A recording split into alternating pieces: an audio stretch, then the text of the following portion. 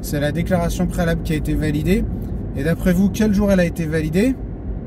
Elle a été validée le 23, le jour même. C'est-à-dire que j'ai obtenu une déclaration préalable le jour même de son dépôt.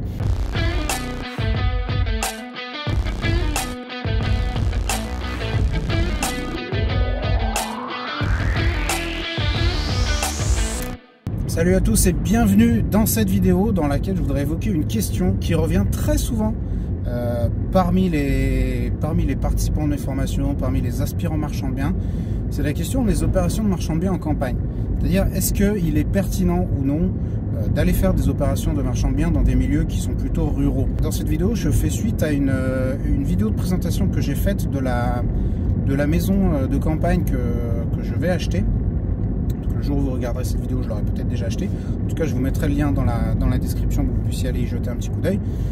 Parce que en fait, je vais vous raconter une petite anecdote sur ce bien qui est absolument passionnante. Enfin, elle n'est pas passionnante, mais elle est intéressante.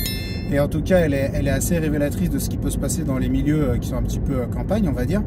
C'est que en fait, j'ai déposé la déclaration préalable pour modifier des ouvertures en façade et remplacer les menuiseries. Je déposais une déclaration préalable et donc j'ai appelé la mairie pour poser 2-3 petites questions au préalable et donc j'ai eu un gars au téléphone qui me répond et tout, il me dit ah mais c'est quelle maison, tout ça, et donc je lui explique, il me dit ah ouais bah, je la connais et tout, parce que ceci, cela, bref, et à la fin il me dit ouais bah les déclarations préalables, il n'y a pas de souci, vous me les amenez, c'est moi qui les instruis. Et en fait c'était le maire de la commune. Donc je dis ok super machin, bah enchanté, tout ça, bah, le gars c'est super cool.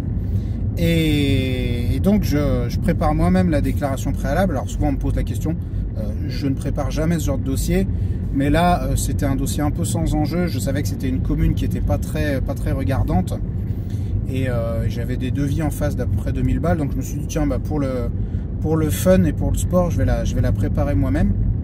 Ça m'a pris 2 demi-journées à peu près à préparer. Bon, encore une fois hein, si j'avais été à Lyon ou dans une métropole où je sais que l'instructeur il va me faire la misère, j'aurais été peut-être un petit peu plus précautionneux, j'aurais peut-être payé quelqu'un pour le faire, mais là en la matière je savais que ça allait être quand même relativement cool. Donc j'envoie les papiers, la mairie me rappelle le lendemain en me disant ouais monsieur voilà il y a tel formulaire et tout qu'il faudrait quand même nous remplir et nous signer, ok très bien, elle me l'envoie par mail, elle me dit je vous l'envoie par mail, vous n'avez pas besoin de me faire un courrier papier machin, juste vous le signez, vous me le scannez, vous me l'envoyez par mail, très bien, ok. Donc en gros j'ai déposé les pièces, j'ai déposé l'ensemble des pièces de la déclaration préalable le 23 décembre.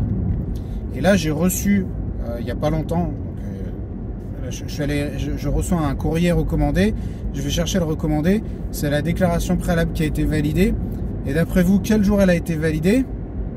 Elle a été validée le 23, le jour même. C'est-à-dire que j'ai obtenu une déclaration préalable le jour même de son dépôt. Ça, je peux vous dire que ça m'est jamais arrivé en 7 ans, 8 ans d'immobilier. Et je pense que c'est un record qui est quand même très difficile à battre. Donc c'est très cool.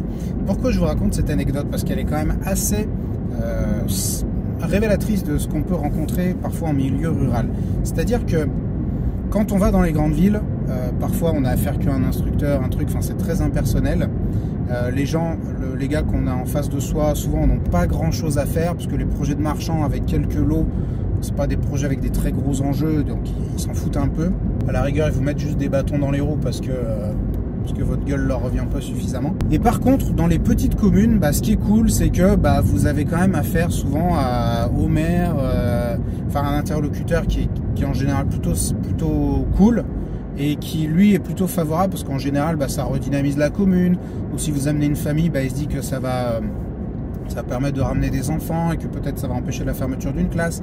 Et donc c'est beaucoup plus simple de négocier, de discuter, de faire passer des demandes d'urbanisme quand on travaille dans les petites communes, puisqu'encore une fois on a affaire vraiment à des humains et on peut être dans une communication qui est relativement simplifiée, et ça c'est vraiment très agréable. Maintenant ça ne répond pas à la question commerciale de est-ce qu'il est pertinent de créer des lots dans les milieux on va dire ruraux ou quand même assez éloignés des grandes villes. Ça c'est un débat qui est un peu plus compliqué. Sachez que de façon générale, ça pourra peut-être faire l'objet d'une vidéo à part parce que c'est quand même un sujet intéressant, mais sachez de façon générale qu'il y a des marchés partout. Et ça, il faut que ce soit clair.